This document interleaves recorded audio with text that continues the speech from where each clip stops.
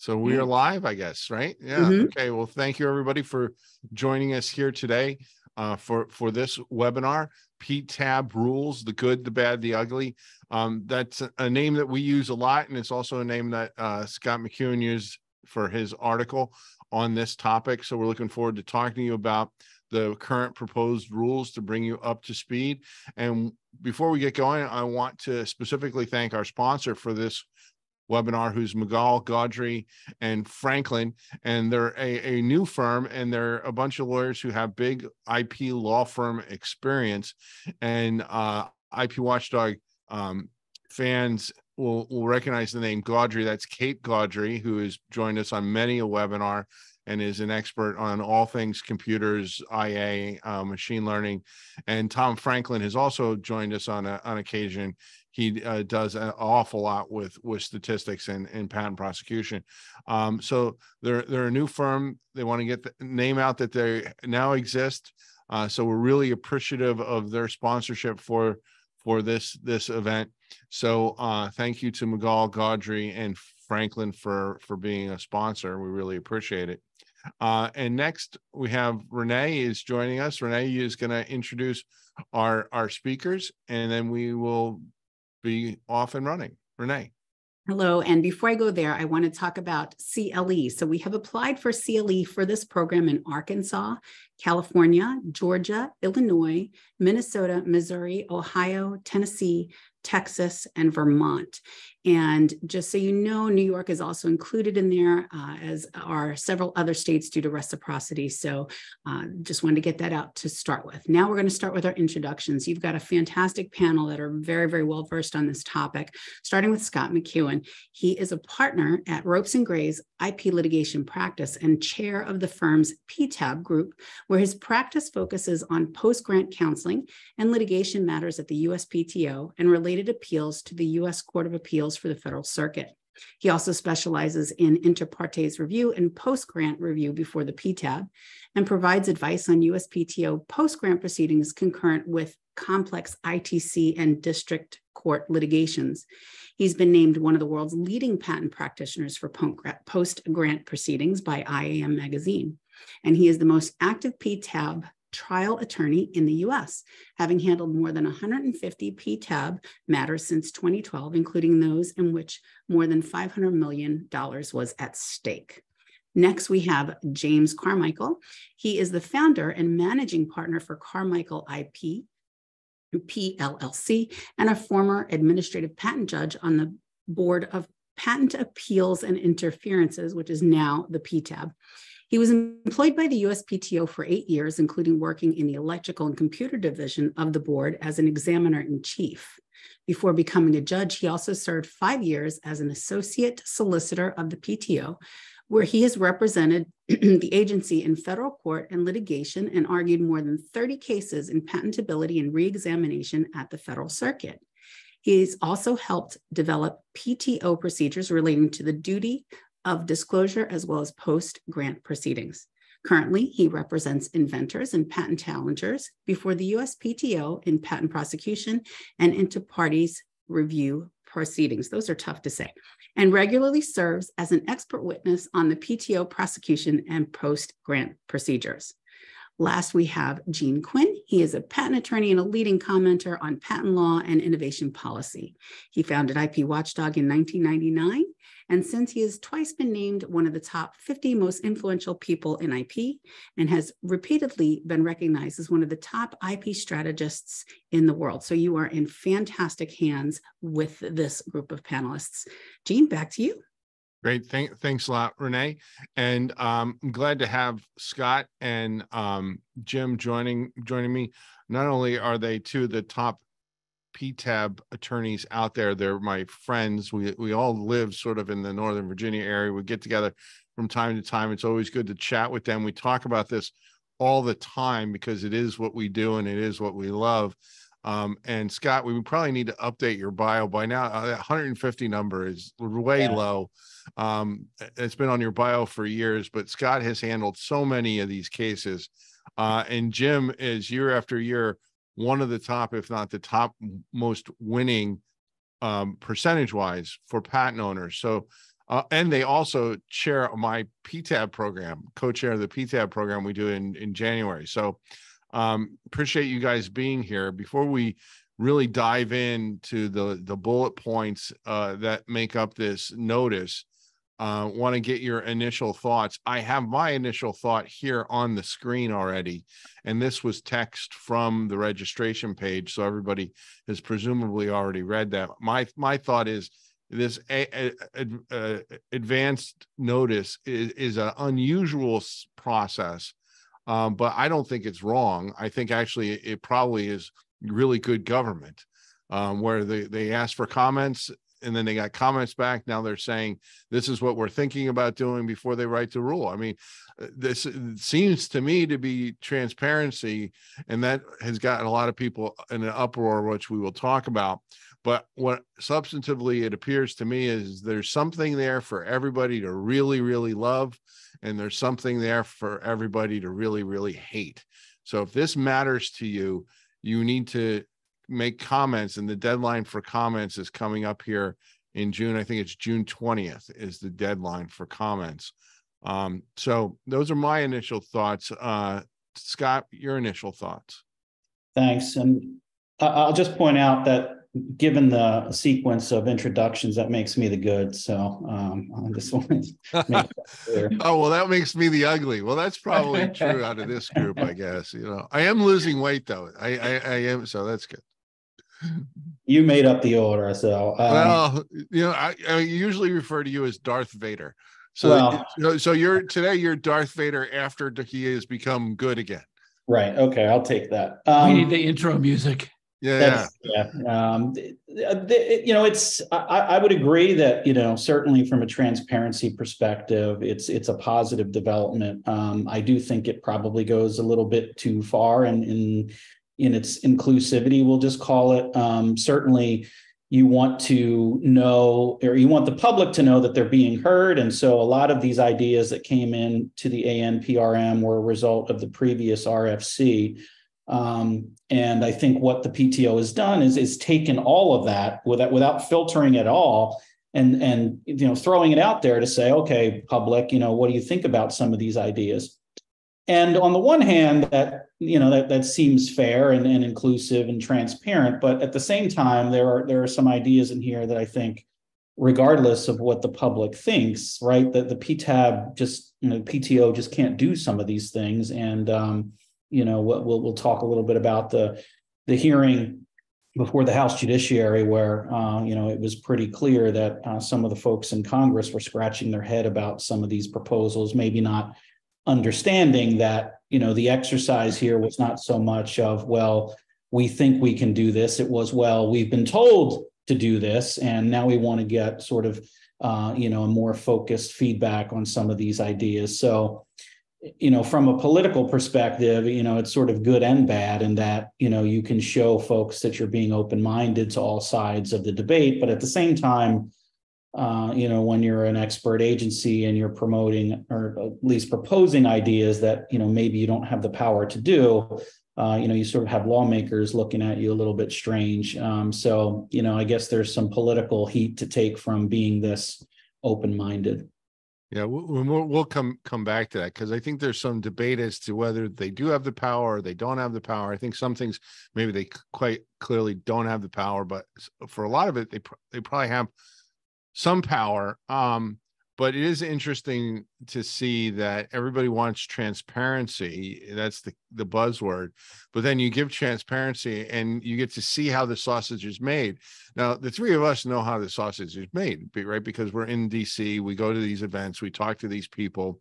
You know, and I remember, Scott, a couple of years ago, it was people got on you because you were quoted as having talked to Senator Leahy's staff, right? Well, but that's what happens. I mean, I get called, you get called, Jim, I'm sure you get called by people asking questions, and they're going through this process to inform themselves on what they need to do. And if you're not familiar with the process behind the scenes to make the sausage, it kind of looks ugly when it comes out sometimes. And I think that's what we're seeing here now. I don't think we're seeing anything nefarious, right. But we may be seeing some bad ideas, but we're not seeing anything nefarious. Jim, what are your initial thoughts on all this? I mean, I know you represent both sides. You both represent both sides. Scott, you primarily represent petitioners, right? It's probably 60-40, but yeah, generally more petitioners. And Jim, you primarily represent patent owners, right? That's right, I do. So what is your perspective, initial thoughts when you're looking at this? So when I first heard Director Vidal speak on this proposed notice, it sounded like she was following up on what she said when she first took office. You might remember this. She said, it's time to rethink everything related to the entire PTO. Mm-hmm. And the introduction to this notice also has sweeping language. But just so we're all focused on the same thing, all of the proposals in this package actually relate only to the institution phase of IPRs and PGRs and things that are related to that. Scott, you mentioned the inclusivity of ideas. There's a crazy range from let's practically always deny institution to let's practically always grant institution. And the introduction says lots of nice pro-patent policy statements, and I'm thinking, wow, yeah, this is great. Maybe this isn't such a death squad administration like it seemed at first when the first 10 actions this administration took on the PTAB were all anti-patent. But then this notice introduction concludes that the inter-parties review helps protect the public's paramount interest in seeing that patent monopolies are kept within their legitimate scope. So that makes it sound like all the fluffy statements to start with maybe were a Trojan horse for the paramount interest in killing patents. I'm not sure. How the sausage is made, of course. I worked on rule packages when I was at the PTO, and the overall slant comes from the top. But this process is interesting because it does put out everybody's ideas. And I can give a quick overview, if you like, if it's time, of what I think is good, bad, and ugly in it. Yeah, sure. Well, why don't we do one more thing, Jim, here for 1 second, if we can, because I think to get this out is probably worthwhile, because we've been sort of dancing around this political topic here. And this is just a screenshot from Eileen's article. Eileen is our editor-in-chief, which most of you probably know, that she wrote about the hearing that Kathy Vidal went to, where she got really grilled is probably not severe enough.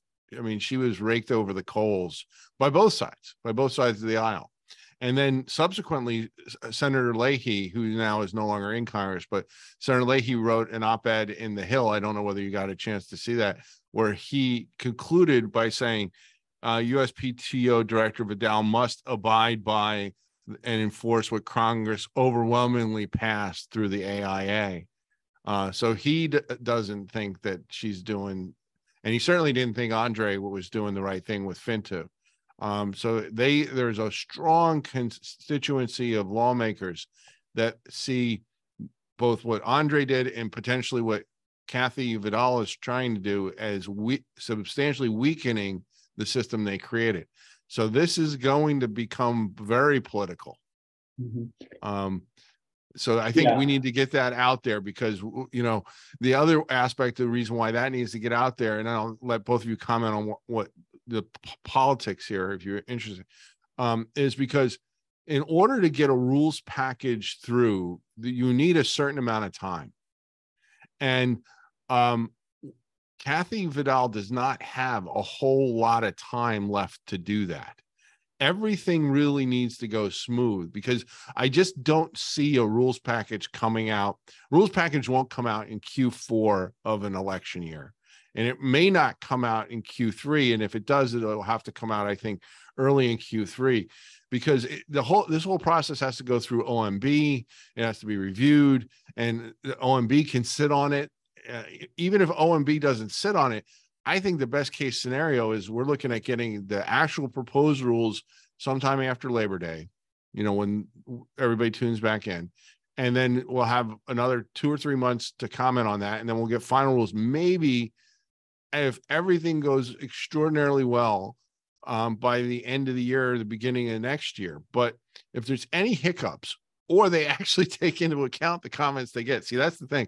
If they're not going to take into account the comments, they can rush this through. But if they take in the comments, each increment can become not just 2 to 3 months, it can become 4 to 6 months, and that really pushes this timetable. So politics interfering with this is going to make it much more difficult to get anything done, I think. Well, and Jim, you won't see Scott, go ahead. Yeah, you won't see the normal extension to the comment periods, and that's been made clear. So the first round of comments here are due June 20th. And, to the earlier point on the politics, keep in mind that a lot of the things that former, Director Iancu did, we're not, Senator Leahy was not a big fan of his, and he made that very clear prior to his retirement. And I don't think that they got a chance to really grill him on some of these ideas. So when Director Vidal got up there, unfortunately, I think she caught hell for a lot of things. But to his point in the Hill article, one of the things that Director Vidal said when asked about potential conflicts in the proposal and in the statute, she said, "Well, I'm not aware of any." And I think Senator Leahy's point is, well, when there's legislative history on things like standing that we didn't adopt, 6-month window, which we didn't adopt, and now you sit before us and say, hey, how about I do all of these things, right? You can see why the legislators are, just sort of scratching their head as to what's going on here. Certainly the agency has substantive rulemaking authority to implement the AIA. That's right in the AIA, but implementing the AIA can't be swallowing up the provisions to the point where it's the patent office that's making all of these things up and essentially legislating. So one of the problems I had with 314A practices just in general is you've got APJs, individual APJs making decisions on patent policy, which is, well, what do I personally think is better for the system? Is it the Texas litigation? Is it the agency going forward? And I'm not sure Congress intended that level of discretion, to be provided to the agency. Certainly there's discretion in the statutes, 325D, right? Or whether or not you have the resources, at the agency to handle all this work. I think that's the kind of discretion that was sort of envisioned, and it's sort of taken off to become something where I think the agency believes that they've got, free reign to just essentially, write rules that, get into the province of the legislature. And that's what, what we saw in that last hearing. It was quite the kick in the teeth, I think. Yeah. And we'll get into the substance here, because I do think the substance is, I think a lot of it is really good ideas, but it does walk the line of very closely what they have the authority to do, I'm afraid. Jim, while I ask you to respond to anything that we've talked about here so far, I'm going to launch a poll. This will just give us an idea. It's very simple. Are you in the life sciences industry or not? And just so we know who we're actually talking to, because I think that the way the IPRs are handled between life sciences and others is a little bit different. I suspect, we'll see what the poll says. But Jim, your thoughts? So, Gene, I agree with what you've said about this being good government and a transparent process. The rule packages I worked on at the PTO didn't go down like this. They didn't have all this preliminary information gathering. They more likely had, here's the rules we want, and you got one chance to comment on it, and we'll probably only tweak 5% of what we're saying we're going to do. And this seems to be a more open process. We'll see if it actually is or not. To Scott's point on the Fintiv discretion, we can get more into that. But when Director Vidal first came in, it seemed like she was really against Fintiv, and the numbers went way down. And then she's moderated her position a couple of times since then to clarify what the existing practice is or was or what she thinks it should be. And this is yet another one. And so on that particular topic, I was a little surprised that the tenor of this proposed rule package is a little bit more feels like it gives a little more credence to the idea that there should be discretionary denials than what her previous messaging. So we'll see where that winds up. Yeah. So I'll end the poll here now. And that's sort of what I expected. We have about 22% of folks are in the life sciences area, and the rest are not. And I suspected that would probably be the case because, I think the IPRs play out a little bit differently in the life sciences area. One of the rules that we'll talk about here is, the Unified Patent Rule or RPX rule, where if you're a for-profit company that is not competitive and you're kind of offering a estoppel for sale to members, the office said that they'll have the discretion. They would consider having the discretion to deny in that case. I don't think that type of gamesmanship happens in the pharma area. I mean, I could be wrong. There's probably all kinds of other gamesmanship that happens, but I looked at this and I thought of the high tech, the Apple, the Samsungs, the Unifieds, the RPXs as the ones that this rule package was really going after. So why don't we take a look here at some of the specific points, and let me where did it go? Let me share my screen again. And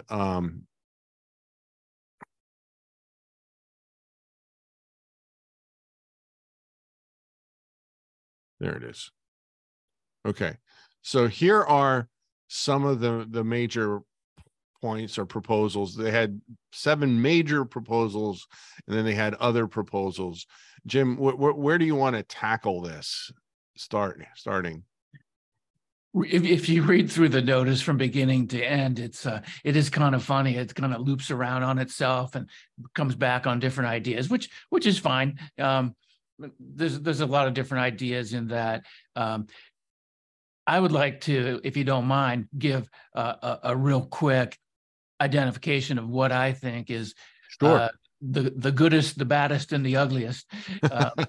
Fine. Yeah, absolutely. All right. So for good, what I like is saying help for under-resourced patent owners, and what you alluded to, Gene, control of member-based organizations like RPX and Unified, for example. The bad is the way they propose to limit denials based on 325D for duplication of, prior work that's been done by the office. And the ugly is that it's proposed that petitioners can buy their way out of current limitations on the number of petitions by paying to double its permitted word count to submit what the notice acknowledges is actually the same thing as 2 petitions in one.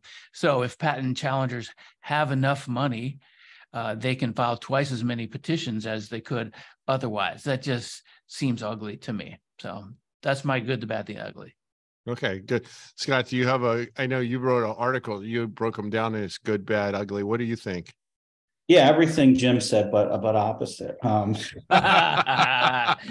So completely inverted, right? Where his ugly is your good. Right. So let me just start with what I think are some of the worst ideas. And I know most people probably disagree with me, but that's what makes these fun. I mean, I think showing deference, for example, to a previous reexamination makes no sense at all. The reason that we have, at least in part, these trial proceedings now that go directly to judges is because, as we know, the ex parte patent prosecution process is not always perfect, and we need some kind of quality check on that, whether it's the examiner actually made a mistake or there's just new art that the examiner didn't have. And I think elevating re-examination, which is just a different form of patent prosecution, is somehow insulating a patent from a subsequent challenge, and setting aside whether or not the agency could do this in the first instance, I think just doesn't make a lot of sense. I think a lot of these ideas came in, a year or 2 years ago when we had all these discretionary denials and people were then availing themselves of the re-examination system.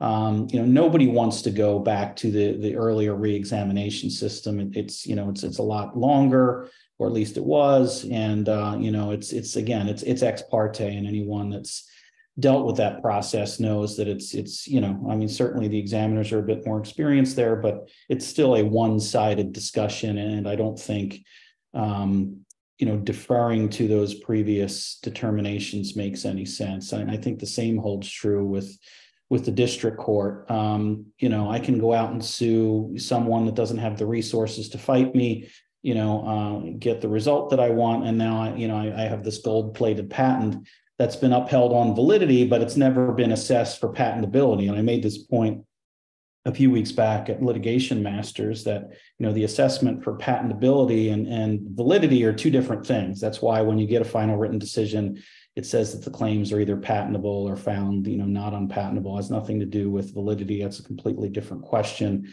The question here is, retrospectively, what would have happened had the agency had the information it has today, which is very different from, we don't have any input from the agency. We assume the government did their job. Is this valid or not under clear and convincing evidence? So those are two different issues. So I think deference there, again, assuming that the agency could do that, doesn't make any sense. I guess I'll half agree with Jim on what he referred to as sort of buying, you're sort of way out of an issue. If I want to file a petition on a patent with 60 claims and I can only fit 30 in one petition, right now I have to file a second petition. If you're working with someone that can afford that, you just file 2 petitions. And so you got a petition for claims 1 through 30, petition for claims 31 through 60.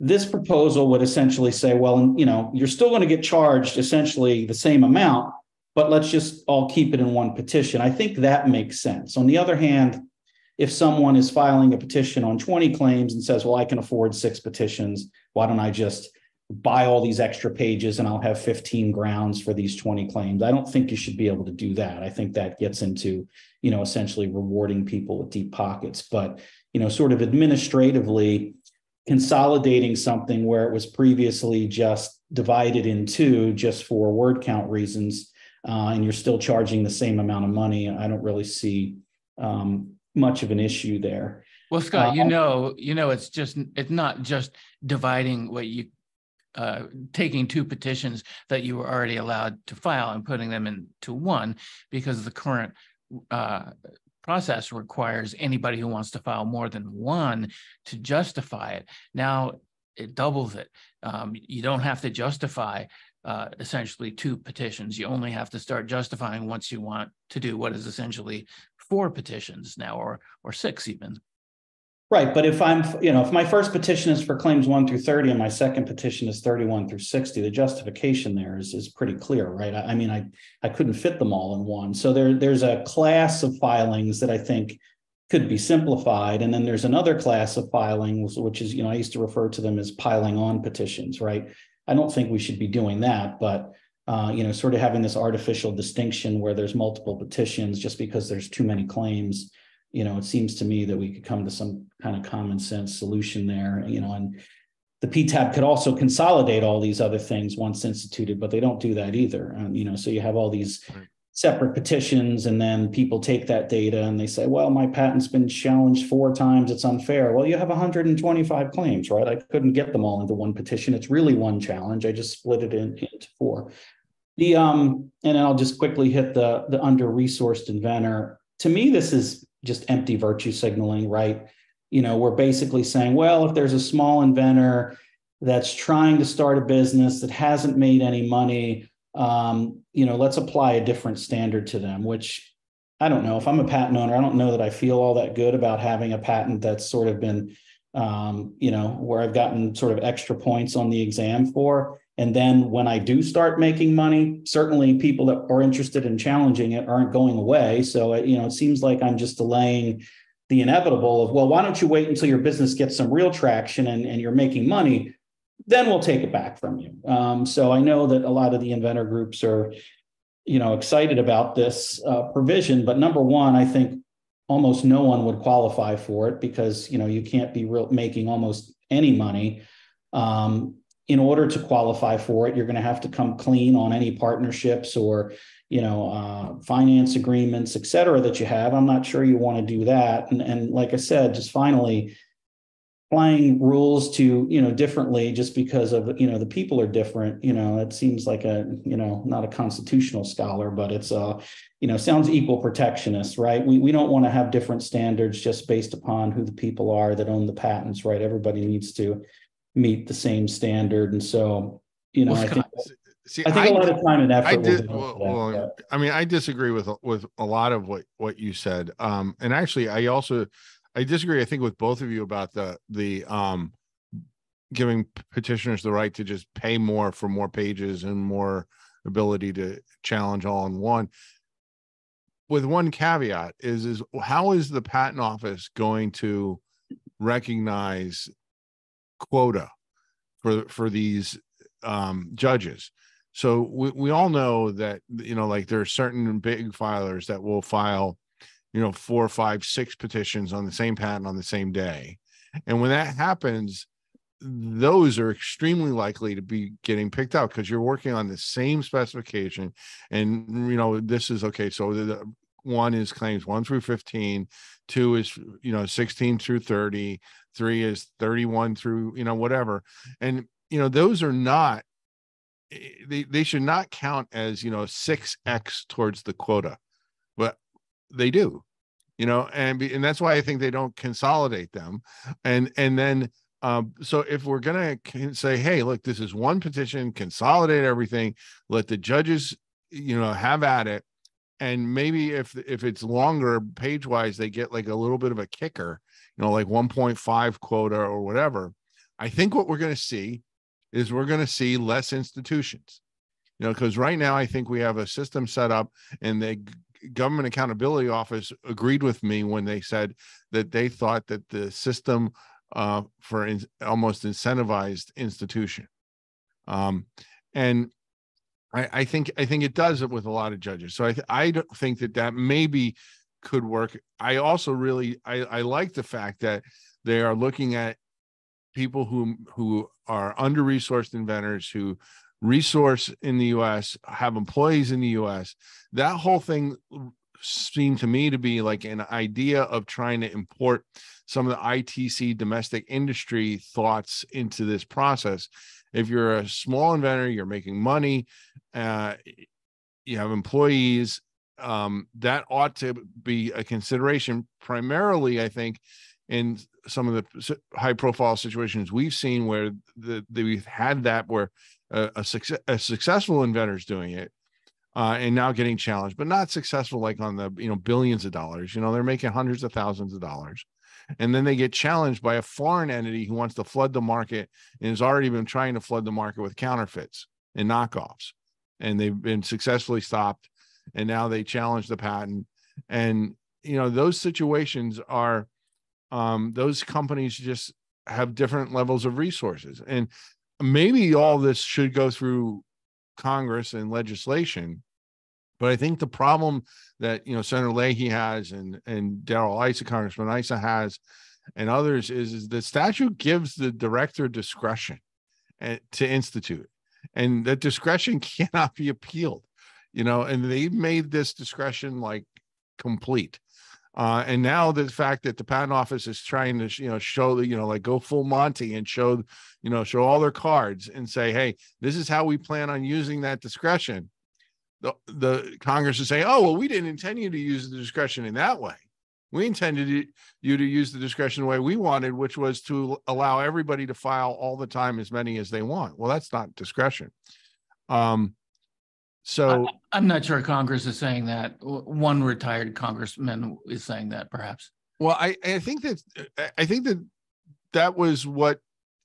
Well, maybe because I understand after that hearing was over, she was ushered into a back room and the questioning continued with both sides of the aisle.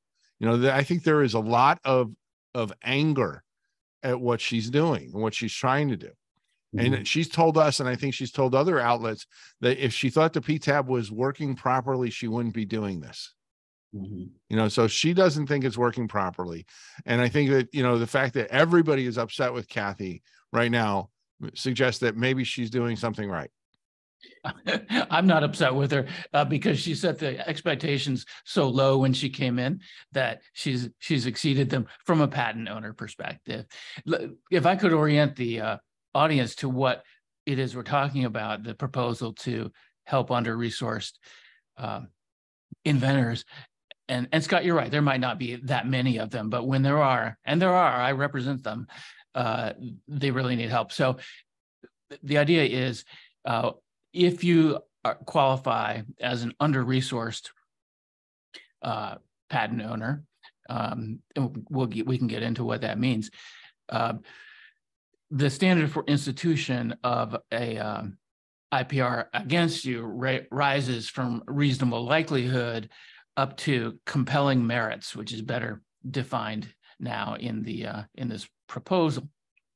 I wonder if some of this was motivated by the pending bill in Congress that would make the PTO pay for the attorney's fees of small practicing entities who did not assert the patent against the petitioner. That bill makes sense to me because the PTO, in my view, shouldn't bankrupt a patent owner over a mistake that the PTO itself made. And even more so when the PTO's mistake was so bad that it resulted in compelling merits of the challenge. So in my view, if the PTO wants a compelling merits exception to the proposal of denying institution instead of paying the patent owner's attorney's fees like the proposed bill would do, I think that the patent office should pay the patent owner's attorneys for such bad PTO mistakes. And the conception of non-assertion there, I think, should be expanded to include entities that are asserting claims only as a mandatory counterclaim to a declaratory judgment. Should we talk about the standards for what qualifies as an under-resourced inventor for this beneficial standard? Well, we might. Well, I guess just two quick points. I don't think Kathy's trying to do a lot of this stuff. I mean, I think it's thrown out there for discussion, and that's the value of the comments that are coming in. I'd be surprised if 20-30% of this actually ended up in a rule. But maybe we might want to hit a couple other topics. I mean, the under-resourced inventor is interesting from a policy perspective, but may not impact as many folks as some of these other provisions. No, I mean, yeah, it's probably fair. I do think the under-resourced inventor thing is interesting because there's the inventors that run around Capitol Hill supporting reforms to the PTAB. Some of them have really fallen prey to like Chinese companies and foreign entities. I think that's what's behind those provisions, because they're not just going to the Capitol Hill, they're going to patent office and they're everywhere. So maybe that is a good lesson for everybody here to learn, that I think that they're being very effective at getting their message out finally. And if you have a stake in this game, you need to get your message out. You need to make comments. And that's another question that while we're going through and whichever, however we go next with this, I want to launch this poll question. Are you planning on submitting comments? Are you or your clients going to submit comments? Because I think it's critical. I mean, it's absolutely critical. Yeah, that's a good point. I would just echo that. They're obviously listening. Director Vidal has always said that she's listening to everybody. And I feel like her administration is doing a better job of, any administration I can remember at least listening to everybody's ideas. So we have one from Ken. He said that, if Congress is upset with the rewriting the statute and not doing stuff there, why shouldn't the decision to institute be in the director's hands, which is what David Kapos farmed that out, delegated it to the board when it first started. But the statute says it's the director's responsibility. So isn't what the patent office doing already rewriting the statute? Now, I can take a stab at that. I mean, simply, literally, yes, that it is the director's responsibility. But if you look at everything Congress has put on the director, there's no way the director could possibly do all of these things. So there's been longstanding, this was gone to the Supreme Court, and the Federal Circuit's addressed it several times, longstanding understanding that the director has the ability to delegate to inferior officers or employees, depending upon what's being delegated. Now, I personally think that this delegation should not have gone all the way down to the panel level. I think that the delegation probably should have gone down to it could have been in the board, or it could have been in the commissioner's office, or somewhere, to take a look at this and both not only consider the merits, but the policy issues as to whether to move forward, because we were told there was going to be 500 of these things. There's been 15 to 1,800 every year.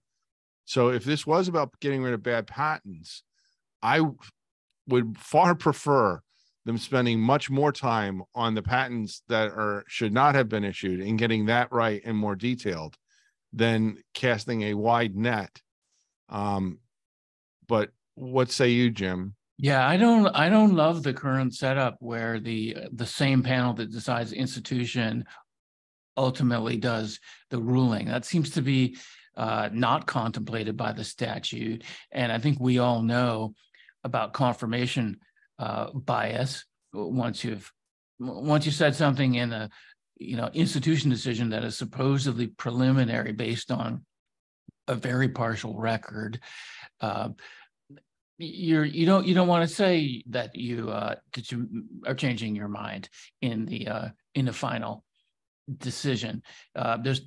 There's a sense of pride. It varies from person to person, but we all have it. We all hate to admit we're wrong to some degree or another, some more than others. And so if there were one person in the director's office making the institution decisions, and then as the statute contemplates, the trial is conducted by the APJ panel, there wouldn't be this investment in the outcome that you've stated in the preliminary decision. Yeah. Scott, what say you? And before you give your answer, let me tell you, I'm sure you've heard this from the patent office. They'll point out that, well, that's exactly what happens in district court. The district court judge will be requested for a preliminary injunction or some kind of preliminary ruling. They make the preliminary ruling. They sit on the case all the way through. And it's the same thing in the patent office view of the world. And what I tell them is, when they say that to me, is like, well, the one thing that you're never going to be able to give is an Article 3 decider. And so people are upset about that from the get-go. So I've told them, like, what's the harm? Why not just give this to them? Why not, and it would be better for the directors, I think, because the directors would be able to institute more discretion. Mm-hmm. And while I'm thinking about that, there are people on both sides of the aisle that do not want discretion in the director's office. There's pro-patent people, and there's people who are, patent challengers. And I don't understand. I really don't get that. I've been arguing for more discretion, because then the director can step in, or somebody can step in and say, no, you know what? This patent has been challenged 128 times, or this portfolio in the Finjan case was 128 petitions for over 28 patents. Somebody should have stepped in at some point and said, you know what? I think we've thoroughly looked at this one. Mm-hmm. Resources are going to be better spent on the next one. Because is the 129th or the 130th petition on this family going to be any different than the first? And FinGen won almost all of them. They only lost like a couple claims, right? But I think that's what the discretion was intended for. And I don't know why we're afraid of discretion. I know what's been told to me, people are afraid of discretion because they're afraid of who might be the next director, particularly if the Democrats were to win. And people think they know who that is. And they think that, well, that person is going to be awful. And I'm like, well, it can't really almost get any more awful. They institute all these things anyway. Yeah, I don't have a problem with discretion. What I do have a problem with is discretion that's not in your wheelhouse. So if you want to deny my petition because, you've got too much work and the agency can't handle it, or in your expertise as the expert agency, you've seen this art before and you can explain to me, right? That's in your wheelhouse. That's expertise. That's discretion I expect from you. What I don't think makes sense is when you have individual APJs deciding what's best for patent policy. I just don't think that's the kind of discretion that was contemplated by the statute. But to get back to the judge issue, I think the reason in a nutshell why they won't do it is because it's more expensive, right? You would now, I think you would have to, or at least you would want 3 judges on the front end. You would want 3 judges on the back end. So now you got 6 judges that all have to spend this time on this proceeding where, there's some institutional knowledge, I guess, that carries over on the back end. And because the prices are all set based upon, how much this cost goes through the agency. I think that's a big part of it is having 3 judges as opposed to 6, is different from a sort of logistical and, cost effectiveness perspective. To me, it wouldn't matter. I think if you had 3 different judges on the front end and on the back end, this reminds me a lot of the Phillips BRI discussion. It changed, nothing happened. I think this would be, pretty similar. Maybe, the final written decisions, the statistics change there slightly, but it's certainly not going to be, as meaningful as I think people are hoping. So, from my perspective, I've got no problem with them doing it. I just think it makes everything more expensive. And that's really the headwind I think you're getting back from the government. Yeah. Well, so Scott, I forgot I had that poll open. I just closed it. And we have about 22% saying that they're going to submit claims or not claims, submit comments. I get it. It's a pain in the neck. But if you're here and you're spending the hour with us talking about this, there's got to be something, anything. You don't have to comment on everything. Comment on, say, hey, I think that's a good idea. That can be useful. Because they do weigh. I don't think they should, but it's sort of like, the teacher grading homework. Well, this one's heavier than this one, so this is the A, and this is the C. That's the way comments work to a large extent. If a lot of people say, I really like the under-resourced inventor idea, and here's why, or here's my story, or whatever, that counts. That matters because especially I think the way Kathy is doing this now with tremendous transparency. She's really been on this listening tour since she got into the office, and now she's ready to act. And if she has the ability to do some of these things, even around the edges, even if it's not the full proposal or full idea that's out there, and even just getting your comment out there. If you put a comment of any kind in, the office addresses it. And sometimes they don't address it in a great way. They kind of fluff it off, but it gets out into the dialogue for everybody else to see, which I think is very important. Yeah, and I guess I would encourage people also to submit meaningful comments. There's been a tendency over the past couple comments to sort of submit form letters that say, I think everything here is awful or whatever. They don't work. They don't work. So that is not counted in the weighing. If they get 100 people submitting the same form letter, that counts like once, or maybe 2 or 3x. It doesn't count 100x.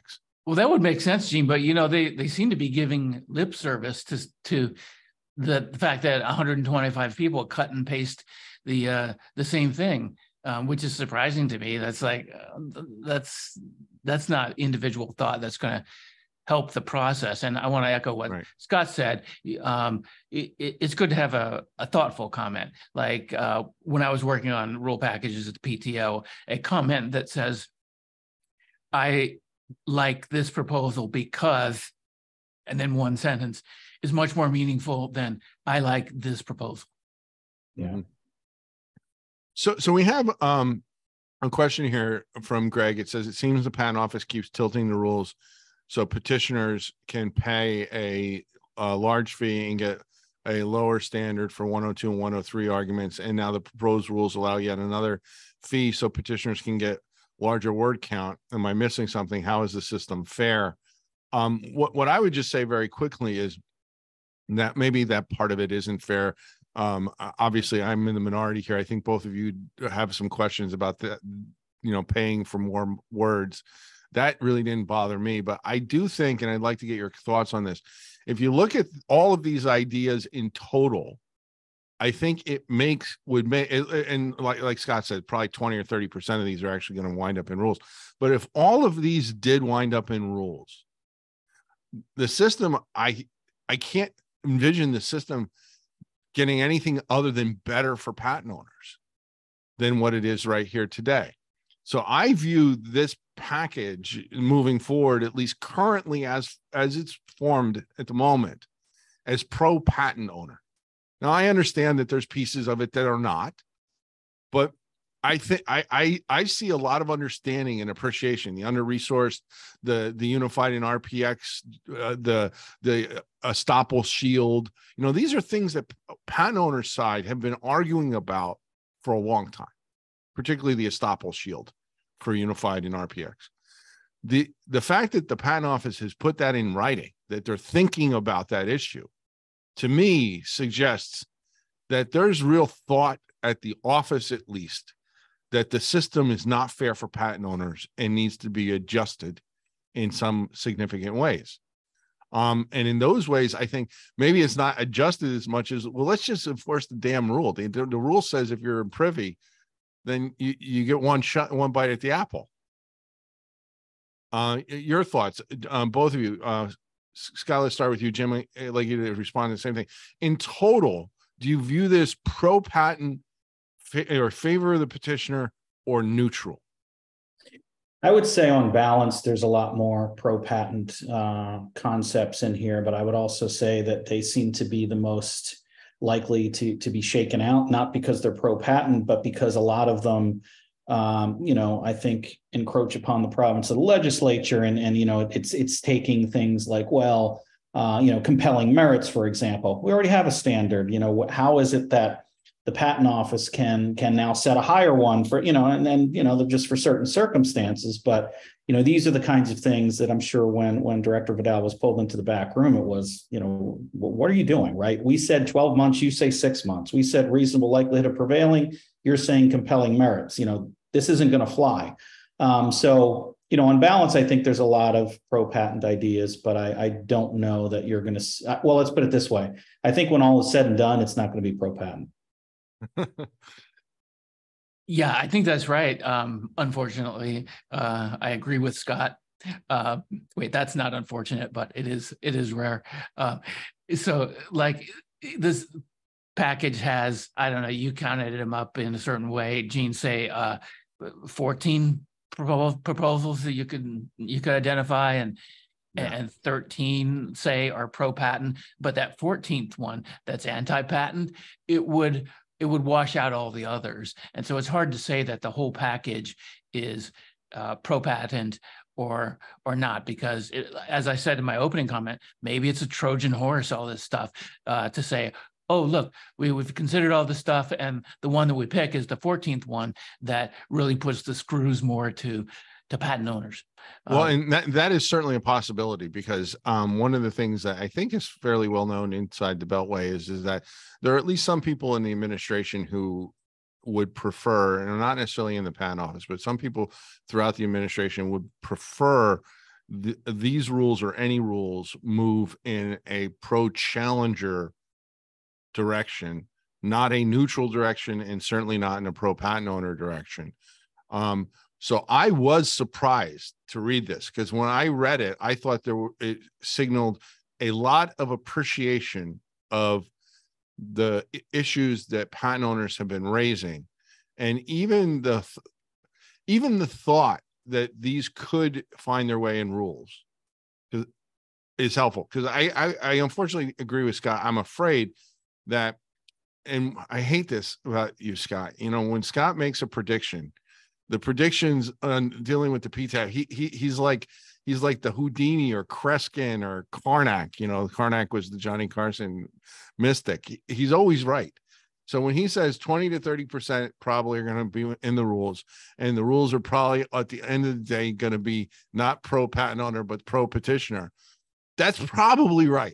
It's probably so. If you don't want that, you have to say something. You have to do something. You have to get your story out there and comment, right? And it may not ultimately mean anything for this rules package, but it may mean something down the road, because there are bills that are in Congress. There are bills that people are writing and working on that might be submitted into Congress. And unfortunately, the way things work is before something winds up getting into legislation, it can take in the IP area like 5, 6, 8 years. And it can take years to get into the regulation. So as a patent owner, you have to start getting your story out there and say, grab onto these things. Hey, I'm an under-resourced inventor. Let me tell you my story. I make $100,000 a year on my patents. There's no way I could afford the $300,000 to $500,000 to successfully defend them. I would just have to give up my livelihood and find something else. I mean, that's a useful story. It provides some information. I think you should be able to pay for more pages, right? I mean, because people are going to file the petitions anyway. So why not just make it all one? Streamline these things, and so whatever your feeling is, I get it out there. I can't encourage that enough. Gentlemen, any thoughts on what I just said? Yeah, I would agree with that. I mean, it is critical. I know we had a question about, what should I be saying if I'm an under-resourced inventor? And to be clear, I'm not anti-patent. I'm a patent attorney. I represent patent owners. I just got a win for an independent inventor yesterday against Microsoft. So, and I've tried to stop referring to you as Darth Vader, because I know that your patent owner clients don't. Darth Vader, patent vandal. I've been called a lot, but I do work with patent owners all the time. But I also uniquely have insight into some of the worst, right? My clients get sued, and I literally get these emails all the time. I contact them for an extension on the answer. Hey, we'll take $99,999 as a settlement. You don't need an extension. I say, well, I'm going to answer. Okay, how about 20 grand? Right? There are people out there that do that. And I've paid multiple settlements over the past year that were $10,000, $15,000. There's bad actors out there. So I'm not attacking patent owners. My perspective is there's a lot of good that the PTAB does, and it impacts people out there that are frankly scam artists. And there are a lot of great patent owners out there, and I represent some of those too. And so we have to come to some kind of a balance, right? The answer can't be the PTAB's evil. Let's get it, let's do away with it. Shaking your fist at the sky and, everybody's out to get me.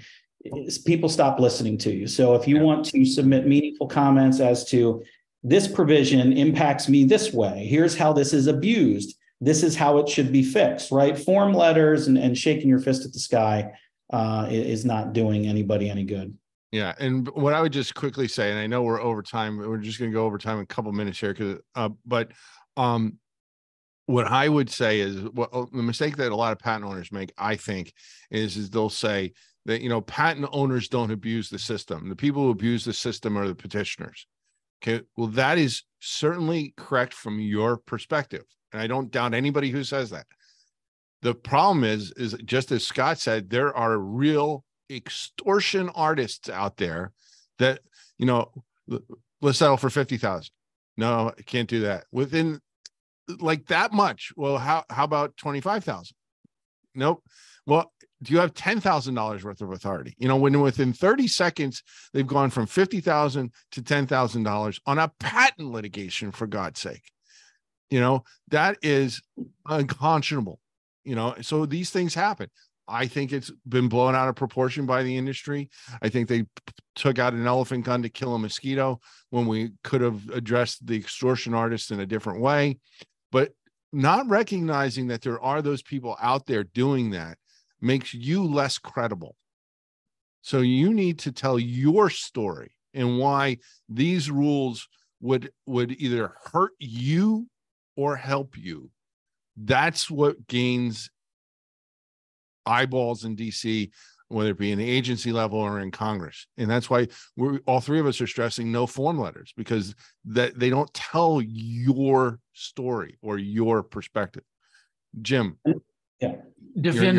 Defendants, accused infringers have been much better at getting their patent troll narrative out there than have the best of the best. You talked about the worst of the worst, but the best of the best are under-resourced inventors, basically, and they don't have the resources to get their message out. But this is an opportunity for such people to get out there their message. I currently represent a small practicing entity that's fighting over 24 IPRs filed mostly by somebody that they didn't sue. And I mean, you multiply 24 by the average of 300,000, you're looking at $7 million. And that it just is another form of extortion in some ways that they would almost have to fold. There are bad, see, and this is the thing, everybody has to recognize there are bad actors on both sides. And I think what this rule package, if it could move forward under these ideas, I think what it would do is it would try and look at the bad acting and make it more difficult to bad act. The problem is Congress is going to probably say some of that is in their wheelhouse, not your wheelhouse, because the easiest way to do that is to say, well, we're not going to accept this petition. And then you get into discretion, and then you get into standing. And as Scott said earlier, they specifically didn't require standing. And that's going to be a huge battle, I'm afraid. But gentlemen, we're at the end. I'm going to give you a very rapid fire ability to summarize, but I want to let everybody know this conversation goes on. Where Scott and Jim are going to join us actually at IP Watchdog Live in September, and we will probably, I would suspect by then, have some actual rules to be discussing. So we'll discuss the actual rules once they come out. That'll be at IP Watchdog Live on September 17th, 18th, and 19th in the Northern Virginia area, right by Dulles Airport. And then we have every year we do our PTAB program. Now next one will be our 4th annual. So you can save the date if you're interested in joining us, January 29 to 31. And that's at IP Watchdog Studios here in Ashburn, which is about 10 minutes from Dulles International Airport. So we are going to continue talking about this. We're going to continue urging people to make comments, whether we agree with your comments or disagree with your comments. The best way to get information to the agency is through comments. So the comment deadline is the 20th of June. I urge you to do that. That's my final thought. Scott, if you have one thing that people will remember from today, what do you hope that one thing is? Well, we didn't get into all of the issues, but there's a number of provisions. We could have easily gone a couple hours, but I do think we've hit some of the more, we'll say, juicier or controversial. I think the one takeaway is just, if you want your voice heard, then you need to present your voice. And as we pointed out, that needs to be some kind of meaningful explanation as to how this impacts you, and what the agency will tell commenters time and time again as well. We don't just want to hear that you don't like it. Give us some ideas, right? Give us some alternatives, give us some proposals. So if you are submitting comments, what I think the agency would like to hear is not only your personal experience and sort of real world examples, but if you don't like something, should it be done at all? Should it be done, halfway, or is there an alternative that might reach the worst of the worst, as we pointed out, but somehow insulate the best of the best? I mean, I think ultimately that's what we're all trying to get at. None of us here, are to one side. At least we try not to be. There's a system here that needs to work for everyone. And, ideally, the good American innovators are still, standing at the top of the hill at the end of the day. So that's where we're trying to go. Yeah. Jim, your thought that you hope everybody leaves remembering. We have a wonderful form of government where people are allowed to be heard, and giant corporations, they're all over this. They employ in-house full-time lawyers that they can say, go give our comments and spend all of your energy explaining to the patent office why only the ones that benefit us should be adopted. That needs to be counteracted. If you're not a giant corporation, unfortunately, you're going to have to put in your own effort to make yourself heard, and it does seem like they're listening. Yeah, great. Well, I'm getting some texts from some inventors who are just joining us at the last minute, and some attorneys as well. I guess there was another Zoom meeting with Andre Yanko and Senator Tillis and some others to discuss these issues, and it was scheduled for the same time, unfortunately. So if you know of anybody who's interested in this, we will get this video up. I suspect we're going to put it up on YouTube, our YouTube channel, and then we'll link it to LinkedIn. Want to get as many people out there to hear this as possible, because I do think through informed commenting about your unique situation, we can get to a better, fairer PTAB.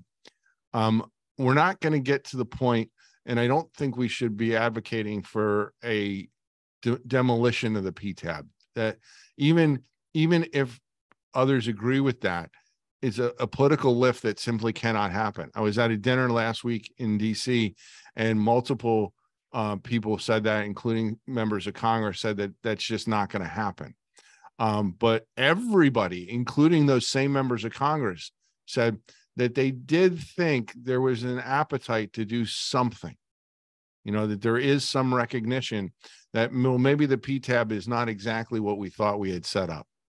And now what we need to do is tweak it. And I think there's an appetite to tweak it.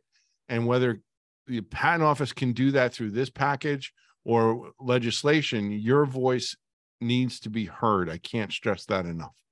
So thank you for spending the hour, and we went about almost an hour and 10 minutes with us here today to talk about this. Guys, I really appreciate you doing this. And all of you in the audience, thank you for being here. And of course, thank you to our sponsor, McGall-Hodry and Franklin, for sponsoring this event. But that's all that we have for you here today. We will be back with more webinars throughout the month of June. We hope you can join us, and we'll see you soon. Bye for now. Yep. Thank you.